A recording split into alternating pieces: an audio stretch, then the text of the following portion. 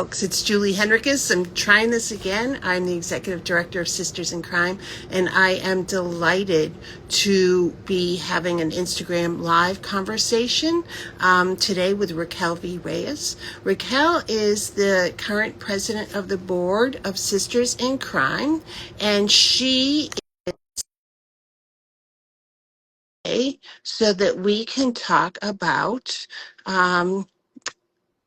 showing up for yourself and for your writing.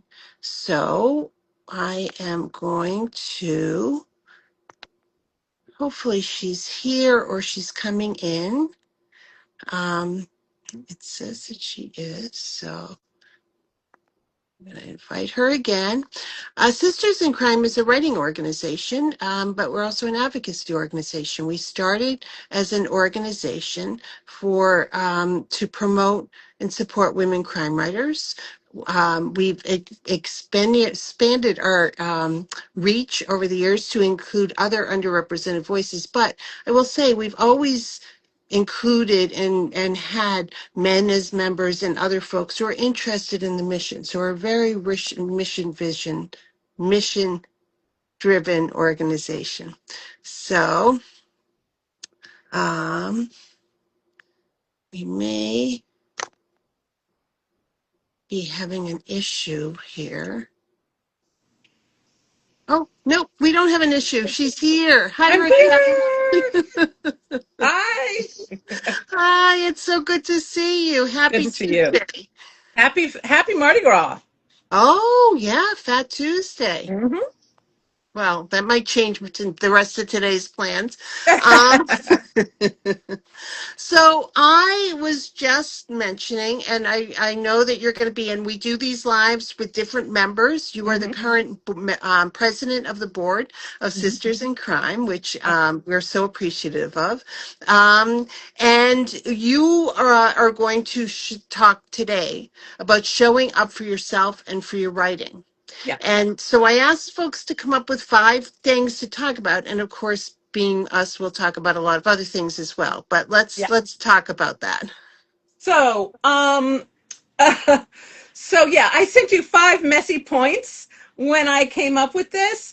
And I just say messy because they all kind of rely on one another. So, really it's making one point, but you made me put it into 5, which is fine. But so my first one is routine. Well, backtrack.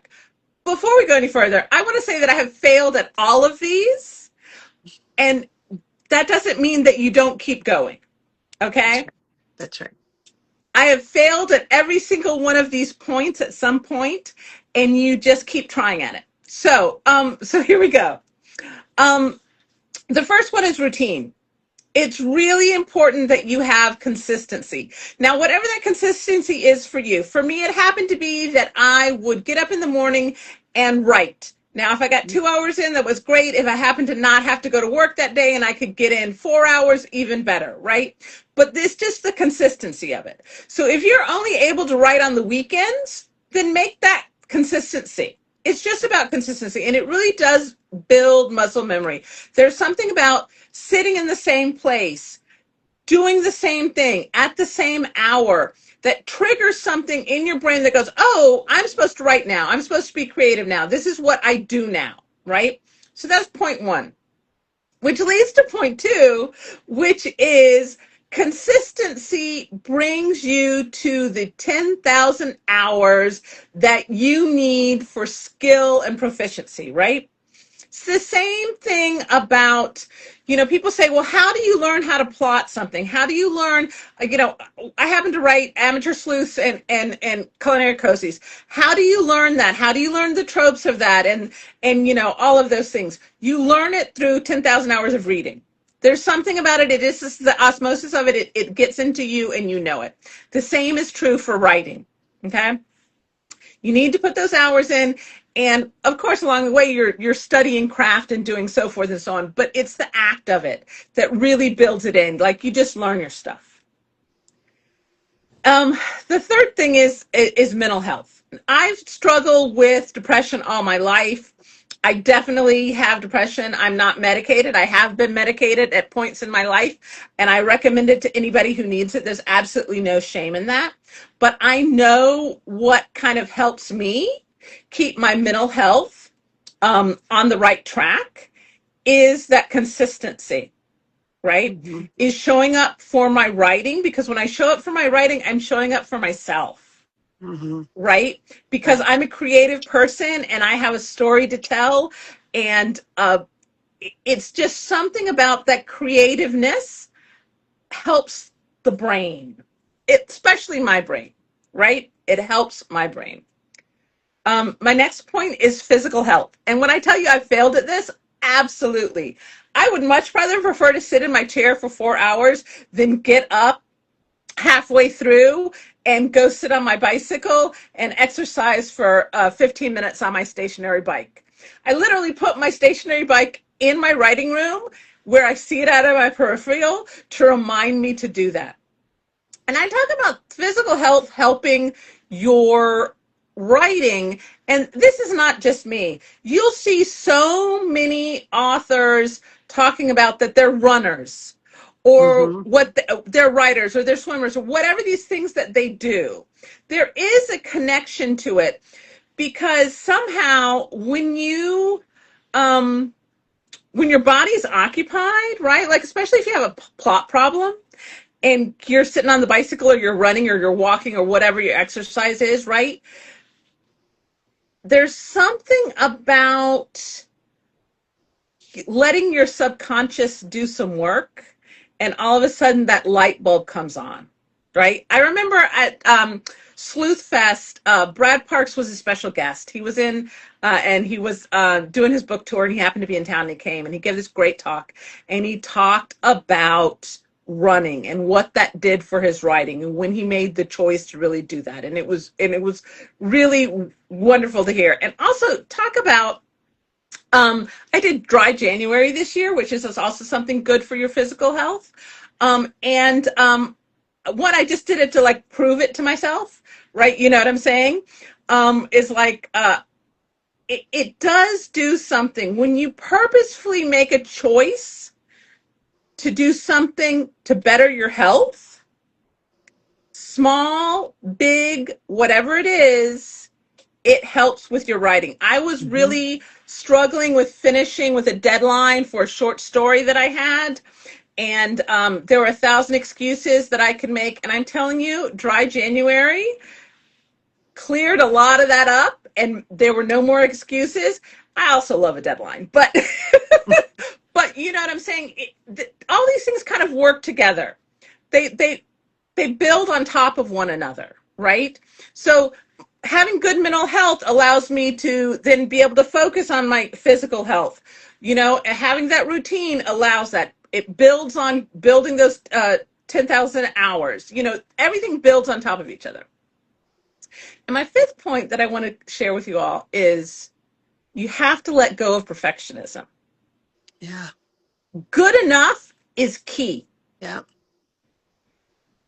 Perfectionism steals joy. It stalls your progress. It's a don't do it. Let it go. Let it go. You know,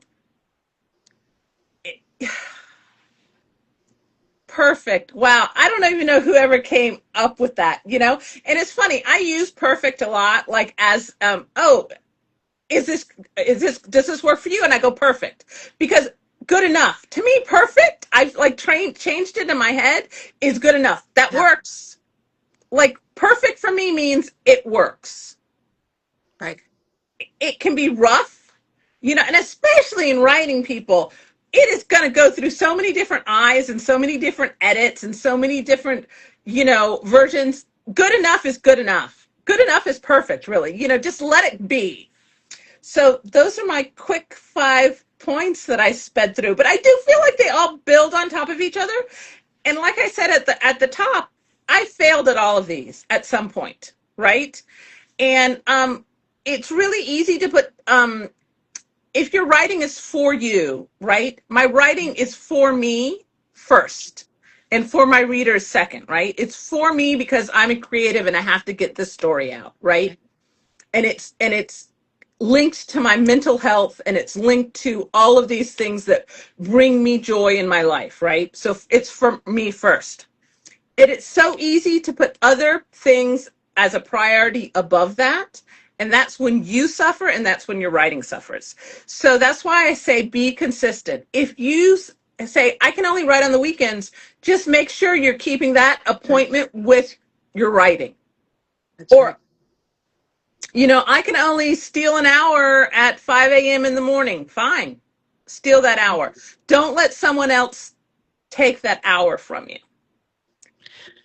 So these are all great points, and I'm gonna go over them, a couple of them again, just because I think it's worth unpacking. So let's talk about this 10,000 hours. This Yeah. is, I don't remember, where this comes from, but it's that they talk about mastering something takes 10,000 hours.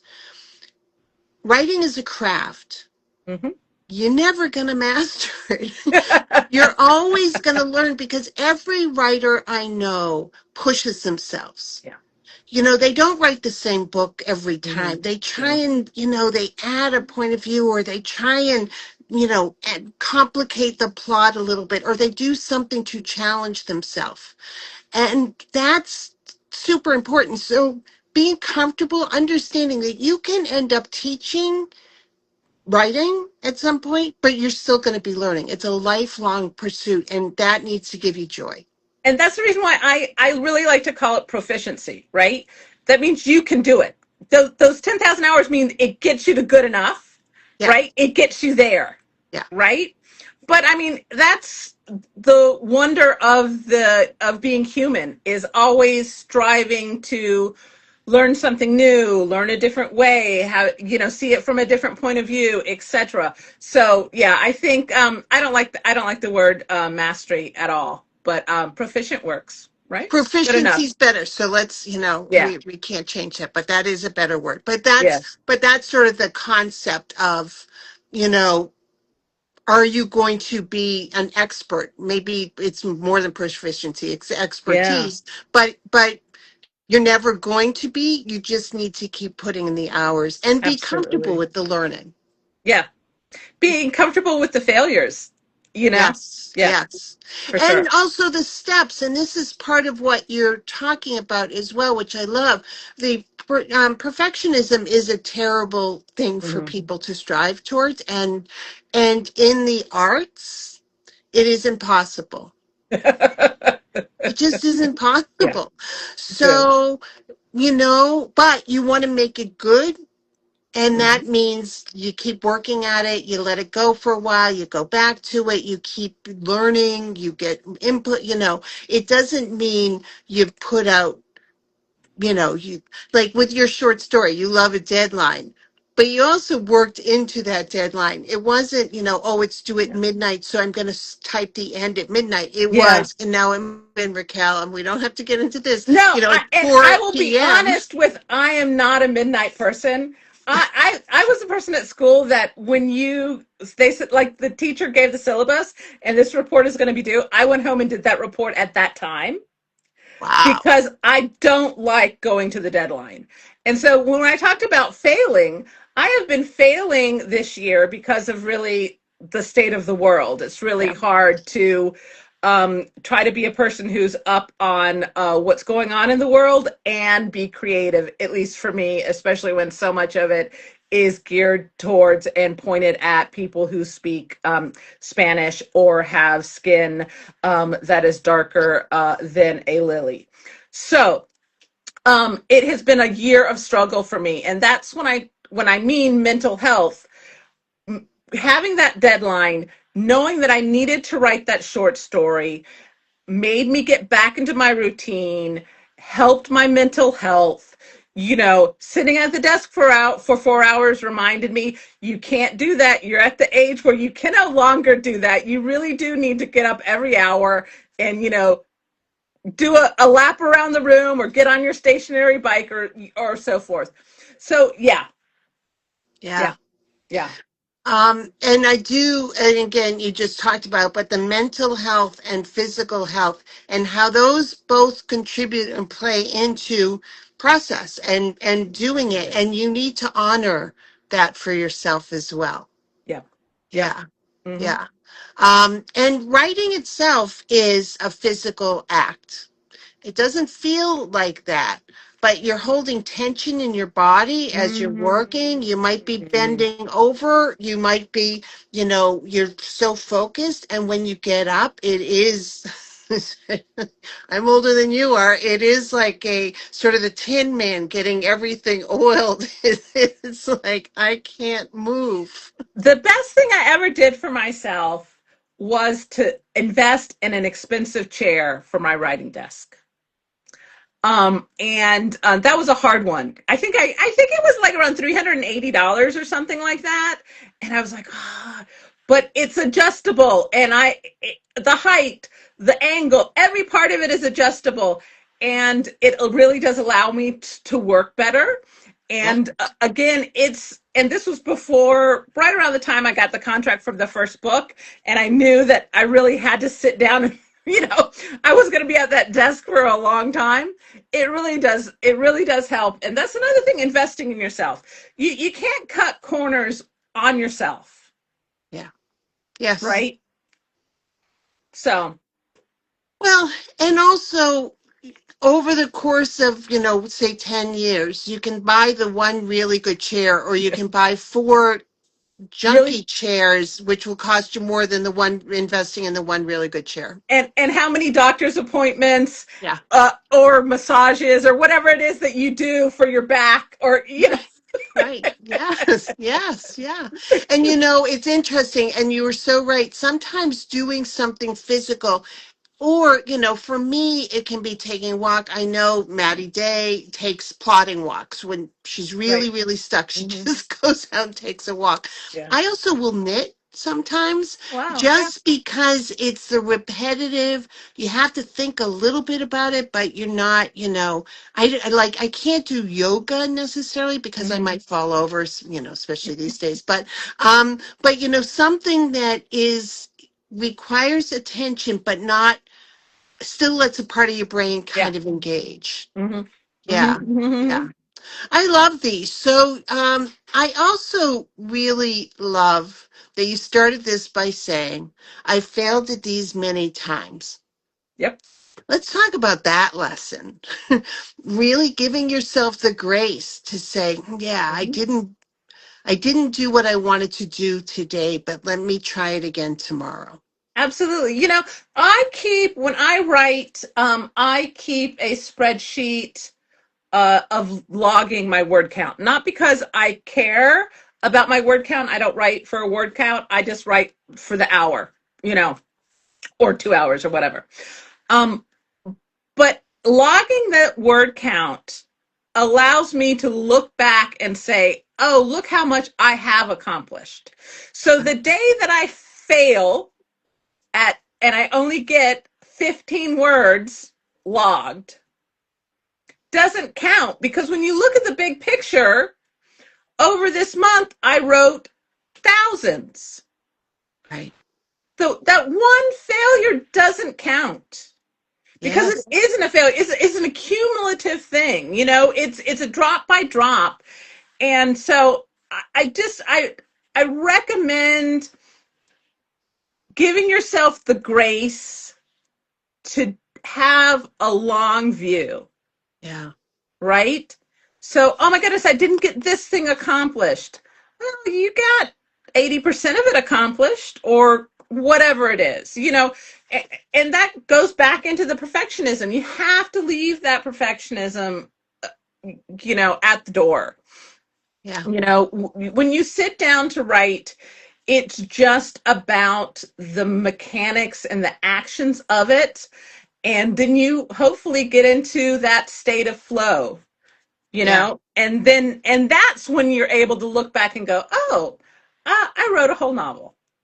Yes. And it is in the incremental steps. I actually don't do a Hmm. spreadsheet, and I think I'm going to start, because I think that that is an important reminder that you don't, when you're trying to write 75,000 word novel, Hmm. you don't write 75,000 words. You write 100 words at a time. Well, and in my case, sometimes you only write 15, 35, 50. I've had days where it's 15. where Yeah. I'm just sitting there looking at the thing because I had a plot problem or whatever it is. It didn't, doesn't matter. But my time spent looking at that blank page and only getting 15 words down, Yeah. I'm still progressing the Right. project, right? I And you're figured still, something out that I needed to do. yes. It counts. Well, and you're also thinking about it, Raquel, and Yeah. you're keeping it in your brain and in your imagination so Mm-hmm. that it doesn't atrophy there. It's for those of us who may have stepped away for a couple of weeks from a Yeah. novel that we've been working on.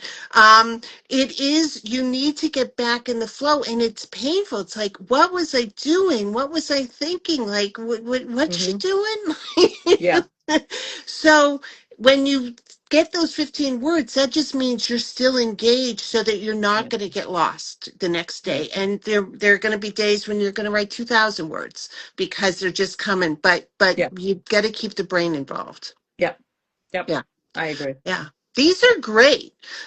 So showing up for your writing and yourself, I think that that's very important. And again, writing and publishing are two different journeys, and Very much so. you can control your writing journey. So that's why we talk about Yeah. writing so much, Yeah. because it Absolutely. is hard work, but does give you a level of joy. Yeah. I agree. Yeah. I Yeah. agree. I agree. So Raquel and I are going to be heading west in a week. We will be at Left Coast Crime. Yeah. Now we will still have our Tuesday 1 o'clock Instagram live. Mindy Quigley will be the host next week. He's great. But if you're at Left Coast Crime, Raquel and I are going to be around, so make sure you come up and say hello. And we'd love to talk about Sisters in Crime, about writing, about anything. Absolutely. But please stop by the SinC table and say hi. And we hope Yes. we see some folks there. It's a wonderful conference. So I'm It's a looking great forward. conference. Yeah.